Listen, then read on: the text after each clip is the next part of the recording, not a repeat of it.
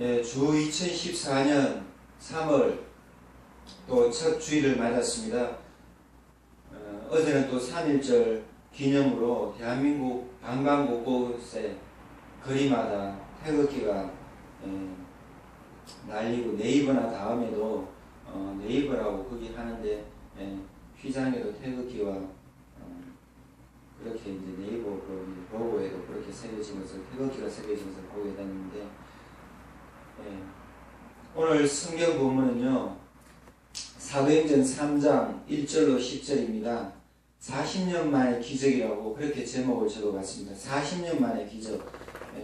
부제는요 남에서 안전병이 된 아저씨의 사연입니다. 이분이 40여세가 됐다고 나와요. 이 표적으로 병 나은 사람은 40여세나 되더라. 40대 초반 되는 것 같아요. 그래서 4장 22절에 보면 이분에 대한 설명이 나오는데 40년 만에 기적을 맞게 된 남에서부터 안전병이 된 사람이 있어요. 이 사람에 대해서 한번 살펴보는데요. 우리가 성경책에서 바이블, 성경은요 거룩한 하나님의 말씀에서 성경인데 성경 전서예요. 그리고 구약 성경이 있고 신약 성경이 있고 그래서 구약 성경 39권, 신약 성경 27권 해서 39, 27에서 구구생 고sem을 하면 39, 27에서 66권의 성경이 있게 되는데 우리가 성경 전서라고 합니다. 구약 성경에는요 메시아에 대한 예언이 나와요. 오늘 안전병이를 고치는 기적이 있고 베드로가 설교를 하게 됩니다. 사내들인 앞에서 베드로가 설교를 하는데요. 이 베드로가 설교할 때에 구약 성경에 대해서 설명을 하면서 아브라함과 이삭과 야곱과 모세와 사무엘에 대해서 또 모든 선지자 예언자에 대해서 말합니다. 쉽게 말해서 구약 성경에는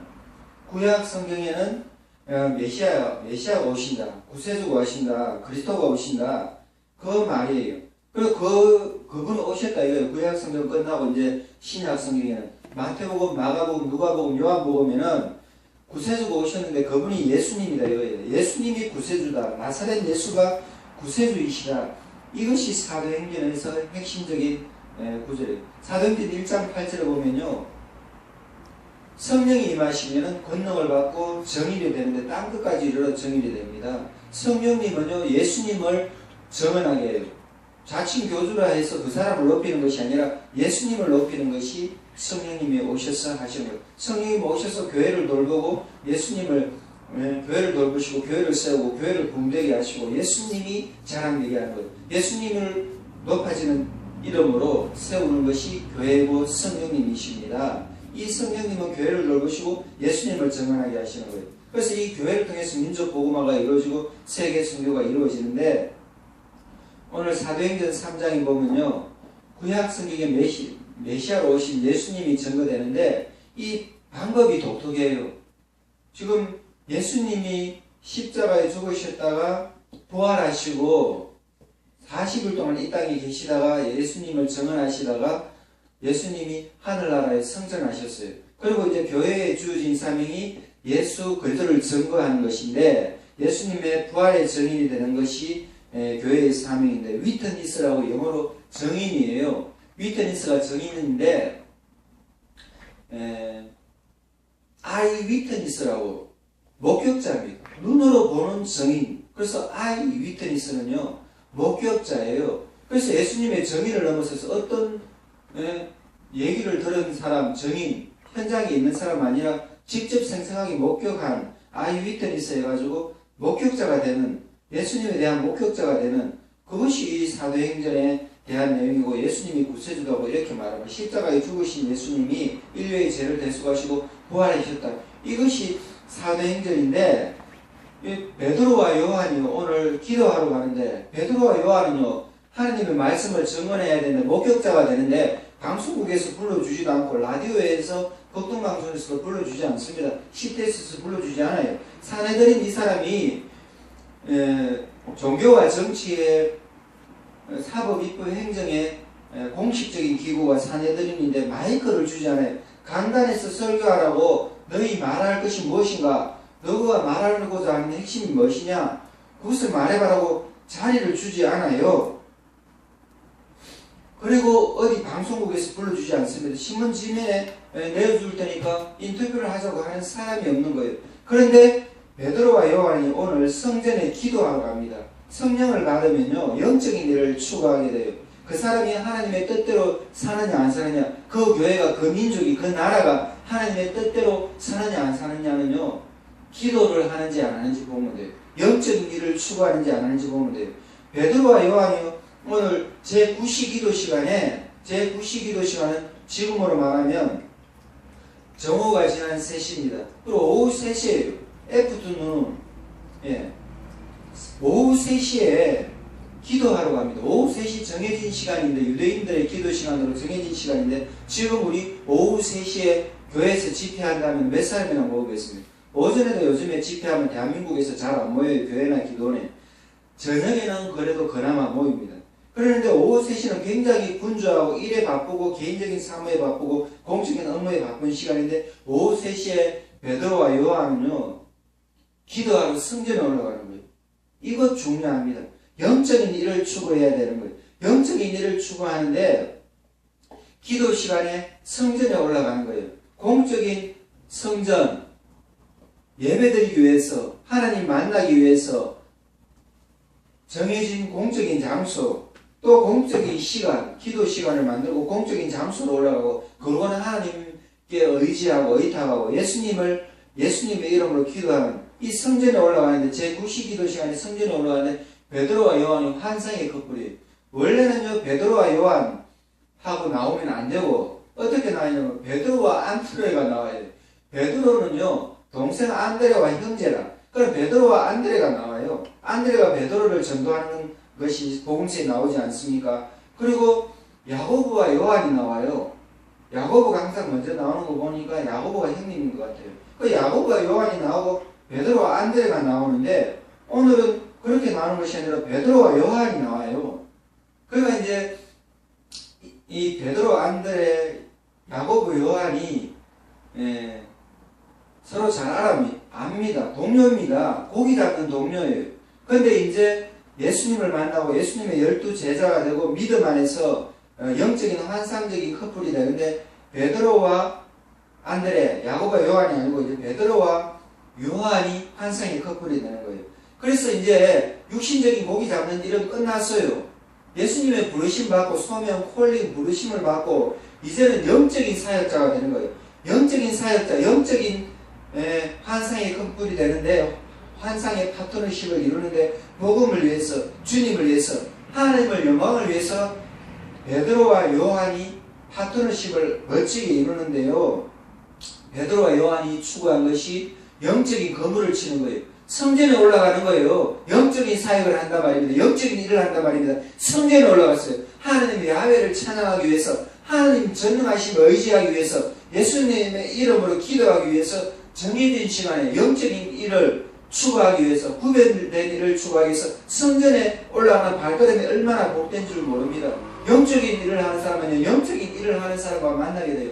영적인 일을 하는 사람이 영적인 말을 하게 됩니다. 영적인 생각을 하게 됩니다. 영적인 판단을 하게 됩니다. 영적인 행동 거지가 나와요. 일거수일투족이 하나하나 행동 하나하나가 말 한마디 한마디가 그 사람이 영적인 일을 추구하게 된단 말입니다. 봄이 되면 갖가지 꽃이 피어나요. 피어날 안 해도 겨울에 잠자던 꽃들이 피어납니다. 그리고 사람들이 꽃향기가 나게 되죠. 당연히요. 그리고 봄이 되니까 그런 거예요. 그리고 미용실에 여자분들이 머리 하러 가면요, 파마하면은 머리 전부 다 파마라, 커트하면 머리 전부 다 커트지, 파마 조금 하고 커트 조금 하고 이거 아니에요. 그것처럼 파마하는 머리면 합쳐져서 파마하는 머리가 돼요. 커트면요, 짧은 단발머리면 커트하면 커트하는 머리가 돼요. 하나가 된단 말입니다.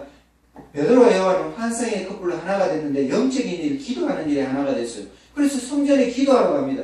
옛날에는 베드로와 요한이 고기 잡았어요. 육신적인 일을 했단 말입니다. 겨우 먹고 살았어요. 로마의 식민 지배를 받기 때문에 겨우 먹고 살았는데, 그래도 통장에 적금이 안 되고 가족들 세금 내고 로마 사람들 세금 갖다 바치고 가족들 먹이 살리면 항상 돈이 모자랐어요.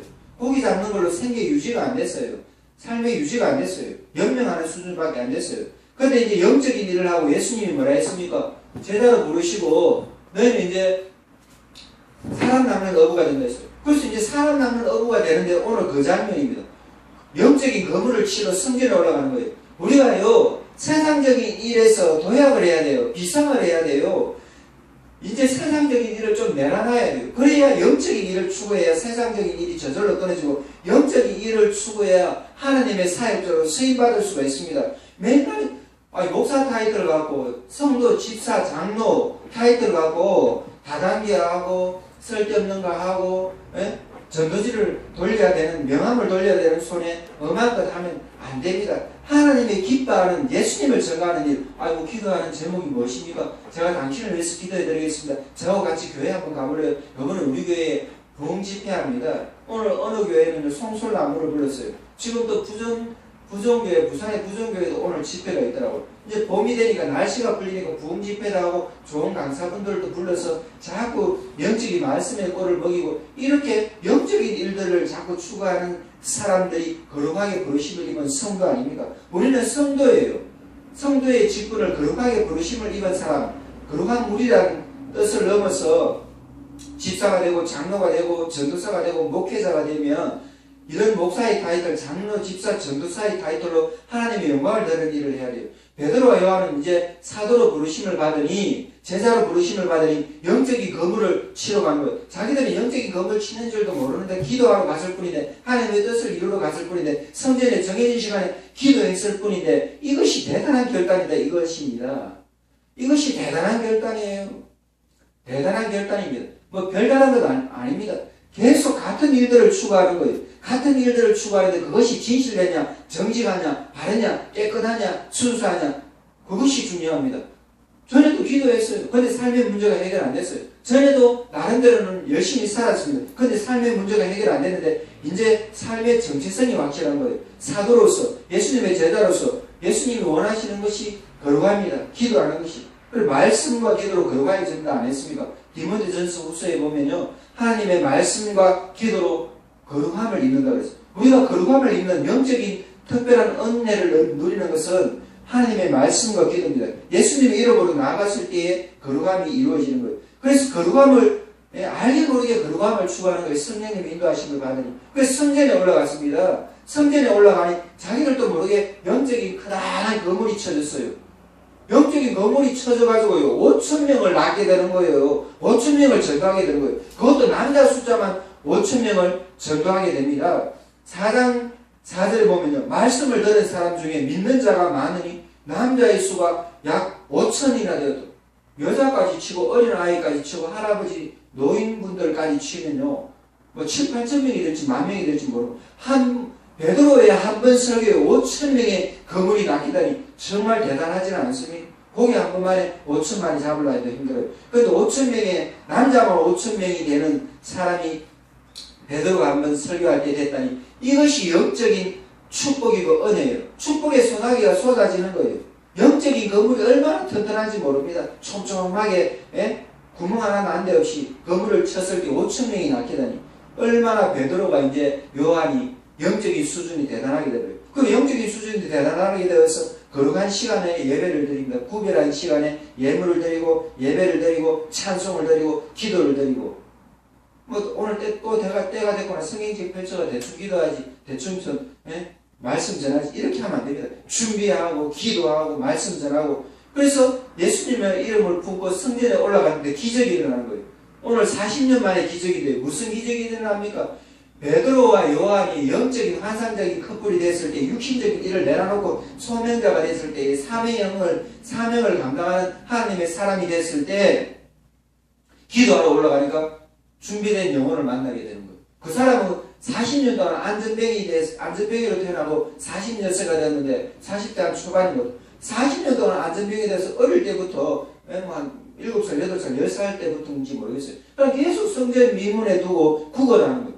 수십 년의 세월을 성전 안에 들어가지도 못하고, 이 사람도 남들이 이 사람 인생을 책임 안 주면 자기는 걸어가서 다닐 수가 없어요. 기어 다닐 수가 없으니까 사람들이 들것에 그냥 연명하라고 성전에 들어가는데 미문, 아름다운 문, 영어로 beautiful 해놨어요. 오, very beautiful. 그러면 오, 아름답습니다. beautiful, 아름답다 이거예요. 아름다운 문이 있는데 미문이라고 얼마나 잘 지어서 화려하게 잘 지어서 성전에 들어가는데 미문이라는 그 문 얼마나 아름다운 문입니까? 그런데 미문을 통과하지 못하는 미문을 열고 들어가야 되는데 자신의 힘으로 들어가지 못하는 거예요. 이것이 영적으로 어리니까 육신적인 일만 추구하니까 성전 마당을 밟지 못하는 거예요. 성전 안에 들어가지 못하는 거예요. 성전 밖에 마당만 밟는 거예요. 이 경계선을 넘어서야 돼요. 이것이 오늘 유대교의 상황입니다. 오늘 한국교회도 이렇지 않은지 모르겠습니다. 성전에는 나와요. 주거는 펼치고 성경책도 펼치고 예배는 드리는데 그 마음이 이 성전 미문 안에 들어가 있냐 말이에요. 그 영이 성령으로 충만해서 예수님의 이름을 찬양하고 하나님의 영광 가운데 휩싸이고 천군 천사들이 우리와 함께 하는 것을 예배 드리는 가운데 영적인 눈을 떠서 보게 되고 그렇게 하냐 말이에요.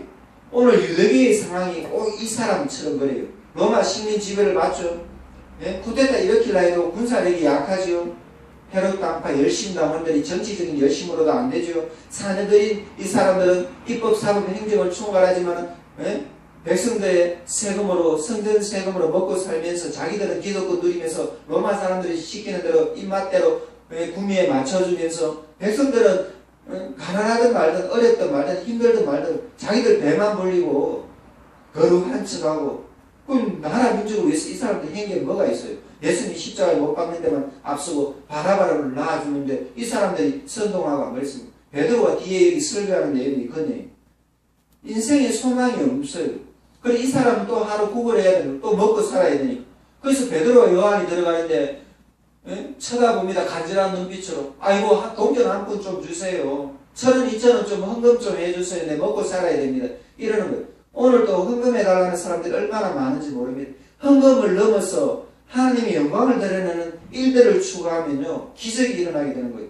이 사람처럼 영적인 낮은 단계에 머물면 안 됩니다. 이 사람은 찬송 소리를 들어요. 하나님 말씀 강론하는 제사장들이 말씀 강론하는 소리는 듣겠죠. 회당장들이 말씀 강론하는 소리를 듣겠죠. 그걸로 그 인생이 바뀌지 않는 거예요. 들릴동말동해 먹고 사는 문제만 걱정하는 거예요. 그러면 안 됩니다. 예수 믿는 사람은요 어떻게 먹을까? 무엇을 먹을까? 무엇을 입을까? 예수님 산상수훈에서 말씀하시지 않았습니까? 그딴 거 신경 쓰지 마라. 하나님의 영광을 추구하라. 하나님 나라를 구하라 그랬어요. 하나님 의를 구하라 그랬어요. 복음을 전하라 그랬어요. 하나님 기뻐하는 일을 하면 먹고 사는 문제 걱정 없다 그랬어요. 이스라엘 백성들이 출애굽기에 보면요 광야 생활 지날 때에 하나님이 신발이 닳겠습니까? 옷이 헤어지겠습니까? 옷이 헤어지지가 않았어요. 신발이 닳지를 않았어요. 기적이 일어난 거예요. 만나와 매출하기로 하나님 동풍 불어서 내려주고 홍해 바다가 갈라지게 하고 물론 광야가 영적으로 단련하는 곳이고 훈련받는 광야 교회였지만 그들이 가나안 땅에 들어가서 정복하고 믿음으로 정복했을 때에 결국 그들을 통해서 예수님이 나오지 않았습니까? 그 땅에서 이 사람은요 베드로와 요한에게 구걸해달라고 그래요. 근데 베드로와 요한이 말이 멋집니다. 아이고 내 오늘은 헌금 이거 가진 거 얼마 헌금 관리하는 사람에게 헌금 못 받아가지고 오늘 당신 못 주면 이래 안 했어요. 내 가진 것 하나 없다 그랬어요. 가진 것 없는데 있는 거 주겠다. 이거 중요한 말입니다. 너무나 핵심적이고 중요한 말이에요. 가진 것 없다. 물질로 섬기지 못하고 봉사로 구제로는 섬기는 것은 약할지라도 예수님의 이름을 준다. 예수님의 이름으로 명하노니 예수님의 이름으로 명하노니 하면서 그 사람 손을 잡고 나 줄 것 예수님 이름밖에 없다. 예수님의 이름으로 명하노니 일어나 걸을 찌어다 하니까 기적이 일어나 버린 거예요. 믿음의 은사가 있어요. 성령 충만하면요 하나님께서 연분별도 주셔요. 성령 충만하고 너무나 핵심적입니다. 성령으로 충만해야 기적이 일어나는 거예요. 기적 구할 필요 없어요. 어떤 것을 추구할 필요 없어요. 성령 충만만 추구하면 돼요. 성령 충만하면 하나님의 영광이 드러나고 예수님의 이름이 증거되고 성령 충만하면 성령님의 은사가 넘쳐나게 되는 거예요. 고린도전서 12장에 무슨 은사가 넘쳐납니까? 성령님의 은사는 영을 분별하게 돼요. 악령에 속했는지 성령에 속했는지 자아가 충만한 사람이지 하나님의 사람이지 악한 사람이지 영적인 분별력이 있게 되면 믿음의 은사가 생기는 거예요. 믿음의 은사 방언과 통변이 있고 믿음의 은사가 있는데 병 고치는 은사도 또 따라오고 믿음의 은사가 뭡니까? 그 사람이 믿음으로 구원받겠다 안 받겠다 확정하게 되는 거예요. 그래서 이 사람 믿음으로 담대한 믿음의 은사가 있어서 믿음의 은사가 작동하니 이 사람 손을 잡으면 예수님 이름으로 일어나겠구나. 확실한 거예요. 확실하게 눈앞에서 보듯이. 그러니까 지나가는 사람마다 손잡고 예수님 이름으로 그런다고 기적이 일어나는 거예요. 이때의 기적이 일어나는 거예요. 이때 믿음의 은사가 확 들어오니까 이 사람이 고침받겠구나. 하나님이 예비하시구나 하는 거예요. 이 사람 성전에 기도하러 갈 때 다른 데도 갔을 때 이 사람 아니에요. 오늘 이 날이에요. 그래서 예수님의 이름으로 주노니 예수님의 이름밖에 줄 것 없다 하면서 이 사람 손을 잡고 땡겨버리니 바로 일어나는 거예요. 우리가 교회 오는 사람 손 잡고 땡긴다고 다 병자가 치유되고 암병이 떨어지고 치질이나 또 뭐 치통이나 뭐 생리통이나 애 못 낳는 그런 병이나 암병이나 온갖 갖가지 병들 관절염이나 뭐 두통, 편두통 온갖 얼마나 많은 병이 있습니까? 뇌졸중이나 이런 병들이 예수님 이름으로 기도한다고 다 고쳐지진 않아요. 그런데 이때 하나님의 영광이 드러나야 되고 하나님의 섭리 가운데 있기 때문에 예수님의 이름으로 이 사람을 이렇게 세운 거예요. 베드로 요한이. 그래서 베드로와 요한이 이 사람을 이렇게 세우니 이 사람이 발에 발목에도 힘을 얻고 손목에도 힘을 얻고 이 사도행전을 기록한 사람이 의사 누가입니다. 누가복음을 기록하고 그것이 누가복음이 전편이고 후편이 사도행전 아닙니까? 의사예요. 의원이에요. 그러니까 오늘 오른손을 잡아 일으키니 발과 발목이 곧 힘을 얻고 뛰어서서 걸으며 걷기도 하고 뛰기도 하며 성전에 들어가서 하나님을 찬송했다고 이렇게 세부적으로 묘사한 것이 의사입니다. 누가가 기록한 거예요. 그래서 이 사람이 완전히 나면서부터 병이 심했는데 겨우 길에서 먹고 살고 구걸하고 먹고 살고 이랬는데 다른 사람 도움 없으면 남을 의탁하지 않으면 살아갈 수가 없었는데 이 사람이 고침받은 거예요. 성전에 들어가서. 그랬을 때 이 사람 때문에 이 사람이 성전에 들어가니 기적이 일어나는 거예요. 40년 만에 기적이 일어나는 거예요. 40년 만에 기적이 오늘 이 시간 일어났단 말입니다. 그러니까 성전에 들어가서 이 사람이 할렐루야 찬송하고 기도하고 인생이 완전 새롭게 바뀌어버리는 거예요. 완전히 새 사람으로 바뀌어버리는 거예요. 그러니까 이 사람이 왜 하나님께서 이 사람을 택하셨냐면요. 이 사람은 성전에 들어가는 사람한테는 다 알아요.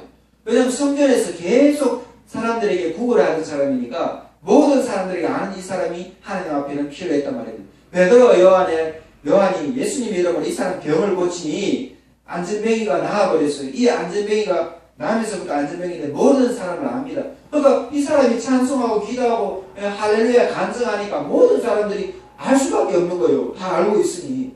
그러니까 막 소문이 꼬리를 물고 막 난리가 난리법석이 나는 거예요. 야단법석이 나는 거예요.